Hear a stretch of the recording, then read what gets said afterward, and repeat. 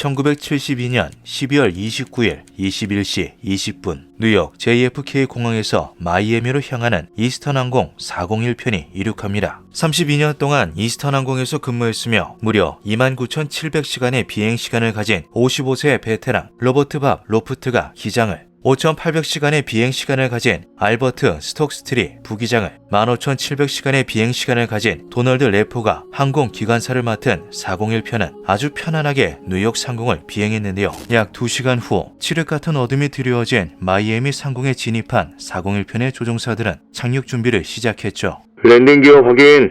기장님, 랜딩 기어가 내려가지 않습니다. 분명 평소처럼 랜딩 기어를 작동시켰는데 어찌된 일인지 랜딩 기어 표시 등에 불이 들어오지 않았는데요. 이대로라면 비상 동체 착륙을 해야만 했고 최선의 경우에도 인도된 지 4개월밖에 되지 않은 신형 기체가 박살날 것이 확실했죠. 오토파일럿을 작동시켜 고도를 2000피트에 고정시킨 기장은 부기장과 항공기관사와 함께 문제를 해결하기 위해 매달렸습니다. 다른 버튼들을 눌러도 보고 표시 등을 이리저리 당겨보기도 했지만 전혀 소용이 없었는데요. 오히려 이 과정에서 오토파일럿 기능이 해제되며 서서히 고도가 낮아지고 있었지만 아무도 이 사실을 깨닫지 못했죠. 사실 랜딩 기어는 이미 내려와 있었습니다. 다만 표시등이 고장나서 불이 들어오지 않은 것뿐이었는데요. 이 사실을 까맣게 모르는 로프트 기장은 항공기관사를 아래쪽에 항전 베이로 보내 창문으로 직접 랜딩 기어를 확인하도록 지시했죠. 그 사이 고도가 더욱 하락하며 경고음이 울렸지만 자리를 비운 도널드 레포 항공기관사의 좌석에서 울린 탓에 아무도 눈치채지 못했습니다. 한편 마이애미 공항 관제탑은 레이더를 통해 401편의 고도가 900피트까지 하락한 것을 목격하는데요. 흔한 레이더에 오르라고 생각한 관제사는 혹시 모를 상황을 대비한 질문을 401편에 던졌죠. 이스턴 401편,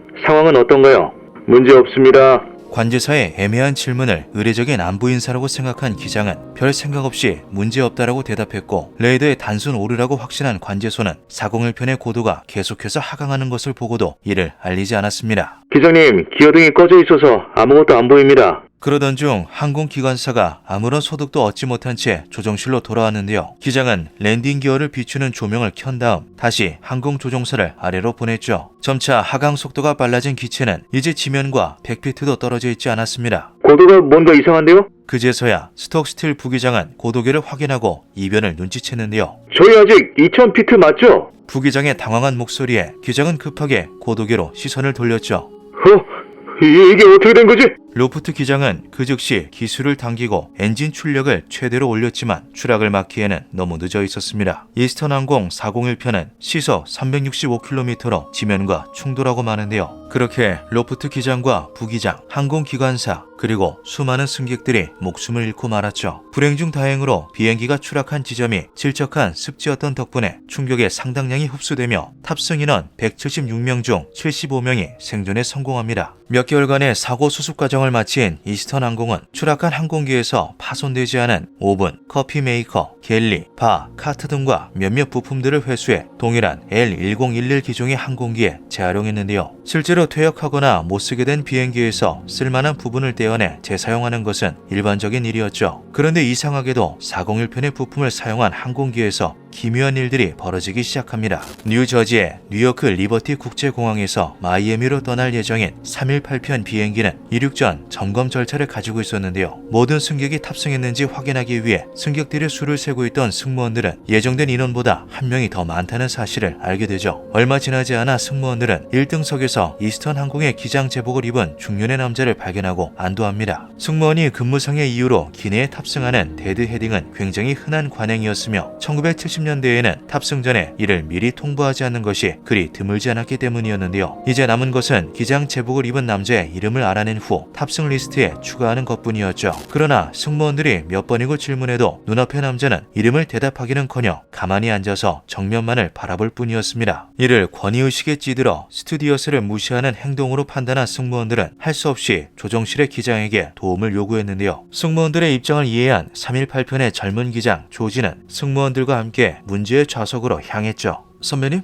혹시 성함이... 조지는 눈앞의 남자가 밥 로프트라는 것을 한눈에 알아보았습니다. 다리에 힘이 풀린 조지는 그만 뒤로 넘어지고 말았는데요. 그 순간 밥 로프트는 아지랑이처럼 감쪽같이 사라졌죠. 이 광경을 처음부터 지켜보고 있던 6명의 1등석 승객들은 패닉에 빠졌고 승무원들은 가까스로 이들을 진정시킨 후 예정된 비행을 끝마쳤습니다. 조지와 승무원들은 비행기에서 내린 그 즉시 자신들이 본 것에 대한 보고서를 상부에 제출했는데요. 항공사는 이 오싹한 목격담에 대해 아무런 조치도 취하지 않았고 오히려 보고서를 열람할 수 없도록 기록에서 삭제해버렸죠. 하지만 기묘한 보고서는 계속해서 늘어만 갔습니다. 401편의 갤리를 재사용한 항공기에서 승무원들이 밥 로프트의 유령을 목격했습니다. 승객 한 분이 옆좌석에 기장 제복을 입은 남자가 나타났다 사라졌다라며 발작 증세를 보여 구속복을 사용해야 할 만큼 심각한 사태가 발생하였습니다. 비행 도중 항전 베이에서 쾅 하는 소리가 반복적으로 들려왔습니다. 확인을 위해 아래로 내려갔는데 아무것도 없더군요. 다시 조종실로 올라가기 위해 위로 올려다보았는데 도널드 레포 항공기관사가 조종석에서 저를 내려다보고 있었습니다. 옆좌석에 부기장을 부르려는 순간 눈앞에서 사라지더군요. 조종석으로 들어갔는데 도널드 레포가 있었어요. 엔진에 오작동이 있으니 확인하라고 말하고는 거짓말처럼 사라졌죠. 그리고 그의 조언은 진짜였어요. 정말 엔진이 고장나 있었습니다. 수많은 목격담과 보고서에도 불구하고 이스턴 항공 측은 철저한 침묵을 고수했는데요. 경영진에게 있어 유령 때문에 조치를 취한다는 것은 전혀 합리적이고 이성적인 판단이 아니었죠. 그러던 어느 날 경영진들조차 무시할 수 없는 초유의 사태가 발생합니다. 뉴욕 출장을 마친 이스턴 항공의 수석 부사장은 플로리다 본사로 이동하기 위해 자사의 항공기에 탑승하는 데드헤딩을 했는데요. 1등석에 푹신한 의자에 몸을 뉘인 그는 옆자리에 앉은 기장 제복을 입은 남자를 발견했죠. 같은 회사의 직원을 만나게 된 반가운 상황에 둘은 이야기꽃을 피웠습니다. 작년의 사고는 정말 끔찍했죠. 고장난 게 표시등이었을 줄은. 자연스럽게 화제가 401편의 사고로 흘러간 순간 수석 부사장은 등줄기가 오싹해지는 것을 느꼈는데요. 전신에 소름이 돋고 손발이 차가워졌다. 왜 지금까지 눈치채지 못했을까? 지금 옆에 있는 이 남자의 이름을 나는 알고 있다. 공포에 질린 부사장의 눈이 밥 로프트의 유령과 마주치자 유령의 눈에 이해의 빛이 스쳐 지나갔죠. 그 순간 거짓말처럼 밥 로프트는 사라져버렸습니다. 겁에 질린 수석 부사장은 자리에서 벌떡 일어나 출입문을 향해 내달렸는데요. 수많은 승무원들과 승객들을 당황하게 만들었던 이 사건에 결국 이스턴 항공은 401편에서 재활용된 부품들을 전부 떼어낸 후 폐기 처분했죠. 그 이후 401편의 유령은 다시는 나타나지 않았습니다.